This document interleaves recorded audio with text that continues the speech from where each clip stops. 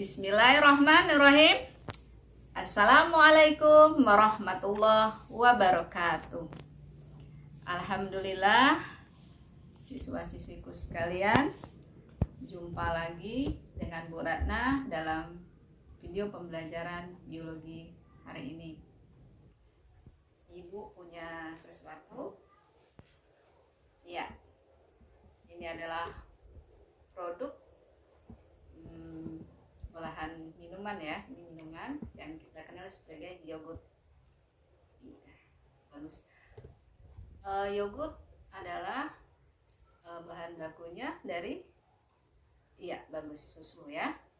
Oke, kemudian ibu juga punya ayo, siapa yang biasa sakit? Ya, ini adalah antibiotik.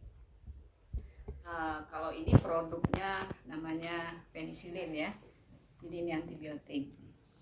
Nah, untuk hari ini kita akan membahas tentang konsep suatu usaha yang terpadu dengan melibatkan berbagai disiplin ilmu untuk menghasilkan produk olahan makanan dengan bantuan makhluk hidup.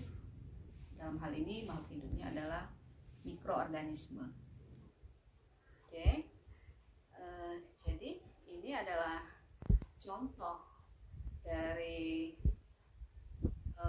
bioteknologi yang masih konvensional. Kemudian kalau ini adalah contoh dari produk bioteknologi yang sudah modern. Jadi insya Allah hari ini kita akan membahas tentang konsep bioteknologi. Semoga dari pembelajaran daring hari ini anak-anakku sekalian dapat mengetahui tentang satu, pengertian dari bioteknologi. Kemudian yang kedua, mengetahui konsep dasar dari bioteknologi. Kemudian yang ketiga, dapat mengetahui contoh-contoh produk dari bioteknologi yang modern maupun yang konvensional. Nah, untuk yang pertama, kita ketahui tadi ya bahwa bioteknologi adalah suatu usaha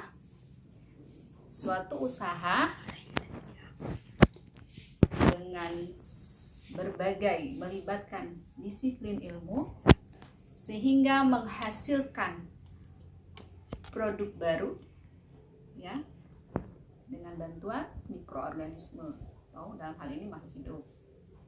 Nah, bioteknologi ini memiliki konsep. Yang pertama, bahwa konsepnya ada agent, yaitu makhluk hidup. Nah, yang sering digunakan, yang terlibat itu adalah mikroorganisme. Kemudian yang kedua, konsepnya bahwa ada teknologi, ada cara, ada usaha di situ. Nah, yang ketiga yang tak kalah lebih penting karena ini ada urusan dengan peranan, yaitu dihasilkan produk olahan makanan, bisa juga olahan makanan atau produk dalam bidang medis, misalnya tadi seperti ini ya, penisilin, ini juga produk. Nah, untuk yang contoh-contoh yang konvensional itu tadi, misalnya minuman yogurt yang bahan bakunya itu dari susu dengan bantuan mikroorganisme sehingga menghasilkan cita rasa yang beda ya, jadi lebih terasa segar, asam. Berikutnya lagi mungkin yang sering kita makan ya sebagai panganan sehari-hari, contohnya tempe, tahu, ya kalau ada lagi kecap gitu ya, atau misalnya minuman juga ada minuman sake gitu ya kalau dari Jepang.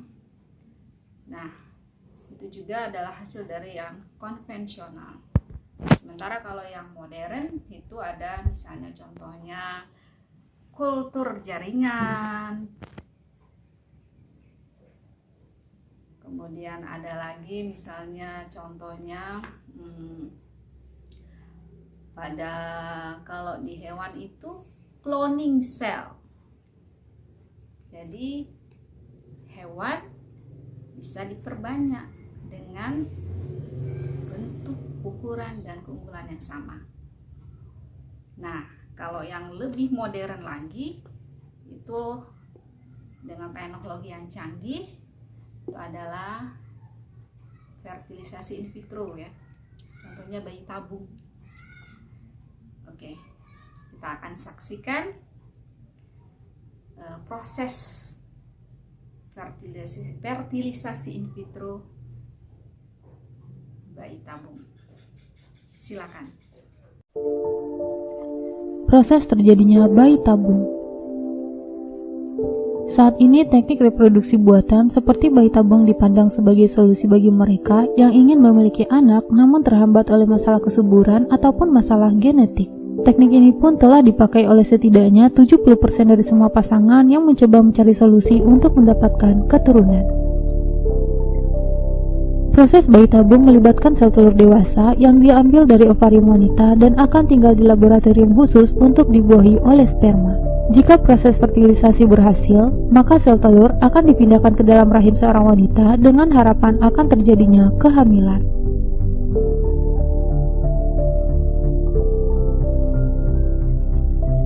Teknik ini memungkinkan adanya penanaman lebih dari satu sel telur yang telah dibuahi ke dalam rahim wanita sehingga bisa menghasilkan lebih dari satu anak. Pasangan yang menggunakan teknik ini dapat menggunakan sel telur dan sperma mereka sendiri dalam proses bayi tabung tersebut.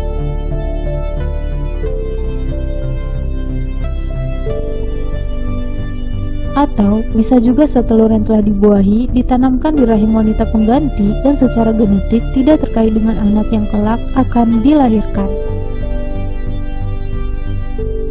Bayi tabung juga bisa melibatkan sel telur, sperma, dan embrio dari donor anonim. Ada beberapa faktor yang akan menentukan apakah bayi bisa lahir melalui proses bayi tabung, seperti usia dan alasan dibalik ketidaksuburannya.